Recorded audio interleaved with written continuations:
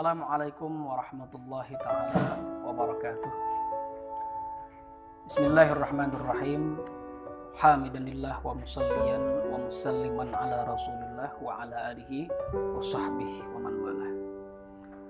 Puji syukur kita kepada Allah subhanahu wa ta'ala. Dalam kesempatan ini Allah subhanahu wa ta'ala masih berkenan memberikan kita kesempatan perpanjangan umur serta diberikan kesehatan kepada kita semua. Mudah-mudahan dengan kesempatan panjang umur dan waktu yang diberikan Allah subhanahu wa ta'ala ini diberikan keberkahan serta kita bisa memanfaatkan sebaik mungkin dan menjadi asbab meraih rahmat dan maghfirah Allah subhanahu wa ta'ala. Pemirsa dimanapun Anda berada, suatu ketika Al-Imam Ibrahim bin Adham pernah berjalan di suatu pasar di kota Basrah. Ketika beliau berjalan tersebut, orang-orang di kota Basrah ketika melihat salah seorang imam, utamanya Imam Ibrahim bin Adham tersebut, langsung respon. Apa yang terjadi? Fajtama'an nasu ilaihi. Seluruh orang-orang yang di sekitar pasar yang utamanya melihat beliau berkumpul di hadapan Imam Ibrahim bin Adham. Karena dapat kita maklumi ketika seorang ulama ketika ada di hadapan masyarakatnya atau jemaah-jemaahnya, pasti ada yang menghampiri, paling tidak menanyakan keadaan dan hal-hal lain sebagainya. Namun di tengah yang begitu banyaknya manusia di hadapan berkumpul di hadapan Imam Ibrahim bin Adham tersebut, ada yang bertanya dengan pertanyaan, satu pertanyaan namun memberikan 10 jawaban. Satu pertanyaan tersebut adalah salah seorang jemaah beliau bertanya, ya Imam, ya Aba Ishaq, dengan panggilan beliau, ya Aba Ishaq, malana nad'u fala yustajabu lana, malana nad'u fala yustajabu lana. Wahai Imam, ada apa gerangan yang terjadi pada diri kami? Nad'u fala yustajabu lana, terus-terusan selalu berdoa kepada Allah subhanahu wa ta'ala, namun yang kami dapatkan adalah tidak dikabulkan oleh Allah subhanahu wa ta'ala. Seolahnya doa yang kami panjatkan kepada Allah seolahnya tidak menembus dinding langit, yakni tidak dikabulkan oleh Allah subhanahu wa ta'ala. Ketika ditanya seperti itu, Imam Ibrahim bin Adham langsung memberikan jawaban. Doa kalian tidak dikabulkan oleh Allah subhanahu wa ta'ala li'anna qulubakum matat bi asyrati asya'a. Perlu kalian ketahui, kata Imam Ibrahim bin Adham, yang menjadi asbab tertolaknya doa kalian tersebut adalah di anna qulubakum matat bi asyrati asya. Hati kalian telah mati dengan tersebab 10 perkara. Apa 10 perkara tersebut? Maka berarti 10 perkara ini menjadi asbab doa kita ditolak oleh Allah subhanahu wa ta'ala. Yang pertama adalah araftumullaha falam tu'addu haqqahu. Kalian mengenal Allah, kata Imam Ibrahim bin Adham. Kalian tahu Allah adalah Tuhan kita. Allah adalah Tuhan yang patut kita sembah. Namun pada kenyataannya falam tu'addu haqqahu. Namun kalian pada kenyataannya, kata Imam Ibrahim bin Adham, tidak menunaikan akan hak Allah. Ketika dikumandangkan azan seorang muadzin di masjid atau di musalla, pada saat itu menunjukkan bahwa kita saat itu harus menunaikan kefarduan oleh Allah subhanahu, kefarduan yang diwajibkan Allah subhanahu wa ta'ala.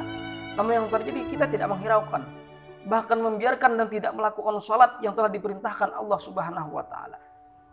Nah, itulah yang menjadi barangkali, kata Imam Ibrahim bin Adham, menjadi asbab doa kita ditolak oleh Allah subhanahu wa ta'ala. Dan yang kedua, yang menjadi asbab doa kalian ditolak oleh Allah subhanahu wa ta'ala adalah za'amtum annakum tuhibbuna Rasulullah. Kalian beranggapan, kalian berasumsi bahwasanya kalian tersebut annakum tuhibbuna Rasulullah. Za'amtum annakum tuhibbuna Rasulullah. Kalian menyangka, berasumsi, menganggap diri kalian cinta terhadap Nabi. Wa taraktum sunnatahu.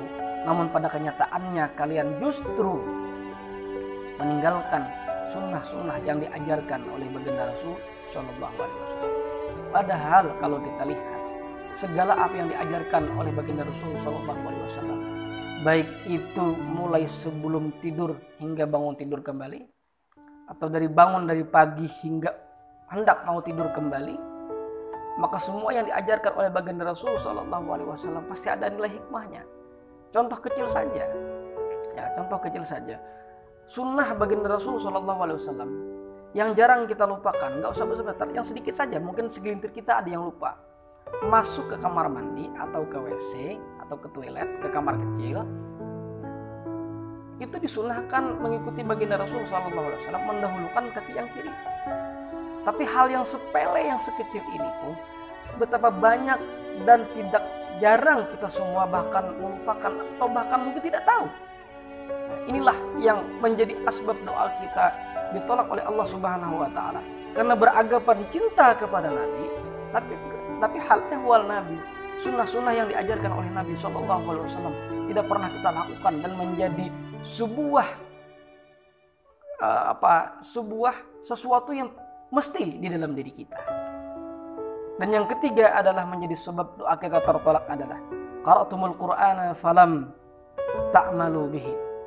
Ya, kalian membaca Al-Qur'an, kata Imam Ibrahim bin Adham, namun kalian tidak mengamalkan apa-apa yang ada di dalam Al-Qur'an tersebut. Perintah dan larangan yang ada di dalam Al-Qur'an kita tidak menghiraukan. Kewajiban yang sudah Allah perintahkan kepada kita lewat Al-Quran, kita tidak menghiraukan. Larangan yang Allah Subhanahu wa taala larangkan terhadap hambanya, terhadap umat baginda Rasul SAW, justru kita tidak menghiraukan. Gak peduli itu wajib, itu haram, tidak peduli semuanya. Nah barangkali ini yang menjadi doa kita tersebut, seolah tidak menembus dinding langit dan doa kita tidak dikabulkan oleh Allah Subhanahu wa taala. Yang keempat, akaltum ni'amallah walam tu'addu syukraha. Kalian memakan segala apa yang sudah Allah berikan nikmat kepada kalian. Katakanlah makanan. Namun makanan yang sudah kita makan, nikmat pemberian Allah, ya, walam tu'addu syukraha, tidak pernah membawa kita, tidak pernah menjadikan kita sosok manusia yang bersyukur kepada Allah Subhanahu wa taala. Ini yang barangkali kata Imam Ibrahim bin Adham, doa kita ditolak oleh Allah. Kenapa? Sesuatu yang sudah Allah berikan kepada kita, sekecil apapun sesuatu itu, kita tidak pernah bersyukur kepada Allah. Istilah kata para ulama menyebutkan, tidak mungkin sesuatu yang besar datang selama sesuatu yang kecil sudah Allah berikan kepada kita, kita tidak pernah mensyukurnya. Berarti sesuatu yang besar akan datang kepada kita. Berawal kapan kita memulai bersyukur dengan apa yang kita dapatkan, sesuatu yang kecil daripada pemberian Allah Subhanahu wa taala.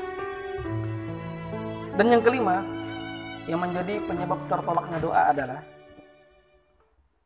inna syaitana aduwwun lakum walam tukhalifuhu. Kalian mengatakan bahwasanya syaitan tersebut adalah musuh kalian.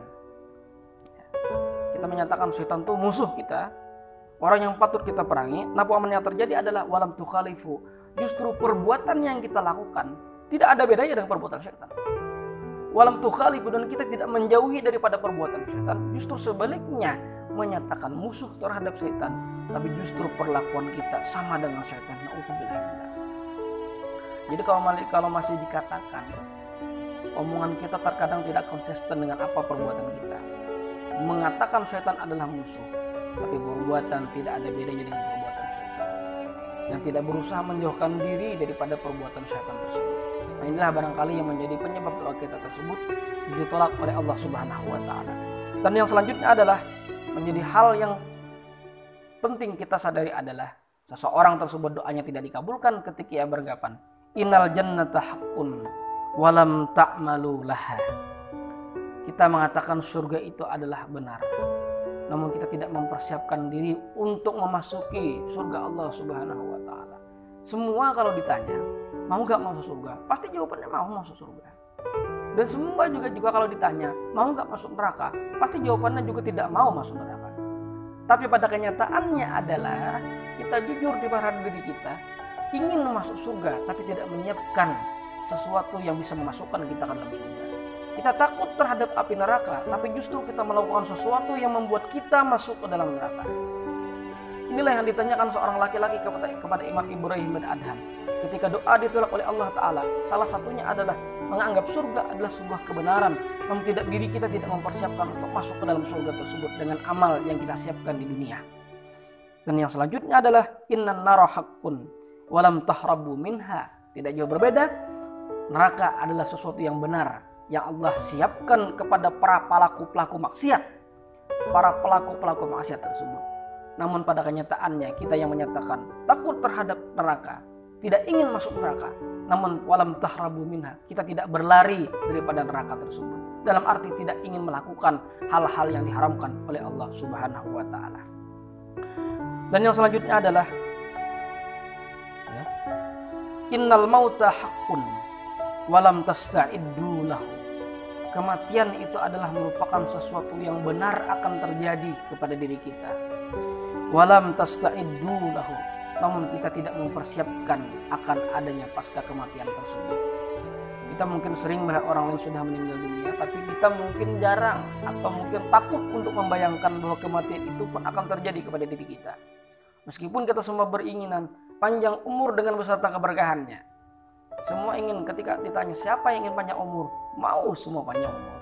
Ya. Ada satu riwayat menyebutkan suatu ketika di zaman Nabi Sulaiman alaihissalam,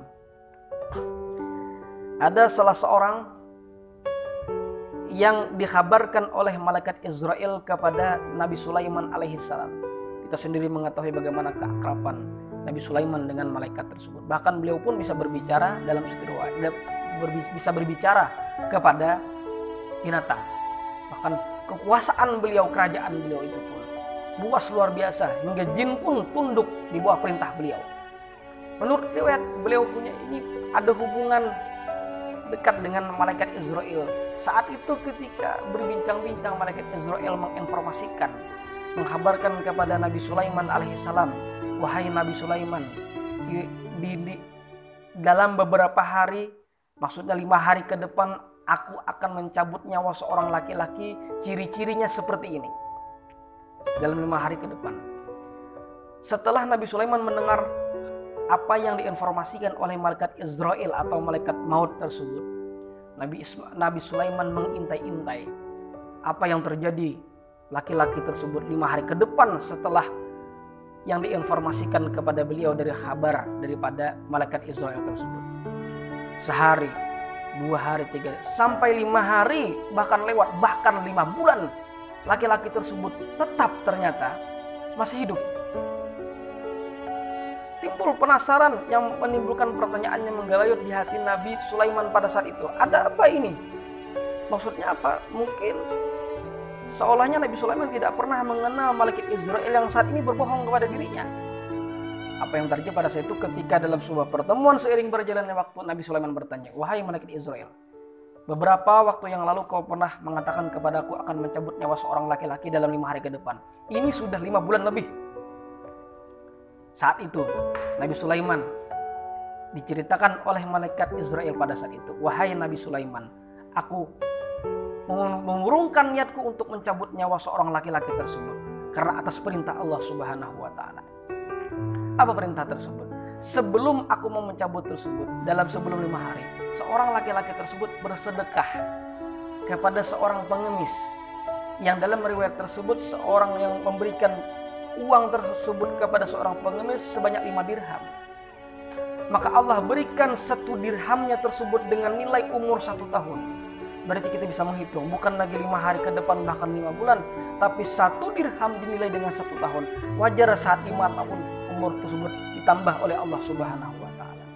Ini artinya menjadi asbab seseorang tersebut bisa dipanjangkan umur liwat orang tersebut, ya, manakala orang tersebut bisa menafkahkan hartanya di jalan Allah atau bersedekah, memberikan kepada orang lain daripada sedekah tersebut. Kita pahami memang rezeki datangnya dari Allah Subhanahu wa taala, tapi as-sadaqatu tajlibu rizqa, sedekah tersebut juga bisa menjadi penyebab datangnya rezeki kepada kita. Nah, inilah sebuah kematian tersebut adalah benar terjadi. Namun apakah kita sudah mempersiapkan amal kebaikan yang kita lakukan di dunia untuk mempersiapkan bagaimana pasca kematian tersebut akan datang kepada kita dimanapun kita berada. Dan yang selanjutnya adalah intabahtum min naumikum fashtaghaltum bi'uyubin nas wa nasitum ayubakum, kata Imam Ibrahim bin Adham. Yang menjadikan penyebab doa kalian tersebut ditolak oleh Allah Subhanahu wa taala adalah kalian bangun daripada tidur, fashtaghaltum bi'uyubin nas, sibuk dengan keaiban orang lain, wa nasitum uyubakum, namun pada kenyataannya kalian justru melupakan keaiban yang ada pada diri kalian. Terkadang kita melihat keaiban orang tersebut begitu nampak di hadapan kita, tapi tidak merasakan keaiban tersebut ternyata kadang lebih banyak pada diri kita dibandingkan orang lain. 1 sampai 10, 1 sampai 9 benar. Tapi di urutan 10 ada kesalahan. Yang nampak yang bagian ke-10. 1 sampai ke 9 tidak nampak. Padahal itu sebuah keaiban. Jadi kalau 1 sampai 10 kebaikan ada 9, 1 yang ada keburukan. Yang nampak itu pasti 1. Kebaikan yang pada 9 tersebut pada orang lain tidak nampak di depan matanya. Inilah yang menjadi doa tersebut tertolak. Yang terakhir adalah dafantum mautakum walam ta'tabiru minhu walam ta'tabiru bihim. Ya. Kalian sering acap kali menguburkan sahabat atau rekan-rekan kalian, orang yang sudah meninggal di antara kalian, juga ikut mengantar ke kuburnya, ikut menanamnya, ikut menguburkannya. Walam ta'tabiru bihim, namun kalian tidak pernah mengambil pelajaran. Barangkali kalian tidak pernah mengambil pelajaran dari apa yang sudah kalian lihat, bahwa saudara kalian telah meninggal dunia dan kalian juga akan meninggal dunia pada waktunya. Kita berharap mudah-mudahan dengan keberkahan bulan Ramadan ini Allah berikan kita taufik hidayah oleh Allah Subhanahu wa taala, lebih semangat lagi untuk mempersiapkan kita menambah nilai-nilai keimanan dan pahala ketakwaan kita kepada Allah Subhanahu wa taala, agar tergolong menjadi manusia yang dibanggakan oleh baginda Rasul sallallahu alaihi wasallam dan dibanggakan oleh Rasulullah di hadapan umat-umat lainnya, di hadapan para nabi-nabi yang lain. Kalau kita memang kuntum khaira ummatin ukhrijat linnas. Mudah-mudahan dengan keberkahan ini daripada bulan Ramadan ini, harapannya Ramadan saat ini yang kita berada di dalamnya menjadikan kita sosok manusia yang bisa menjaga kebersihan yang ada di dalam diri kita, bukan hanya sekedar bagian lahiriah atau zahir kita, namun juga bisa menjaga sesuatu yang ada di dalam rohani kita. Dan harapannya Ramadan tahun ini menjadi Ramadan yang lebih baik daripada Ramadan yang telah lalu, dan harapannya Ramadan yang akan datang lebih baik daripada Ramadan tahun ini. Mudah-mudahan kita semua bisa mengamalkan dari apa yang sudah kita ketahui dan kita menjadi manusia yang lebih baik lagi. Wassallallahu ala sayyidina Muhammadin wa ala alihi wasallam. Walhamdulillahirabbil alamin wal afu minkum. Wassalamu alaikum warahmatullahi taala wabarakatuh.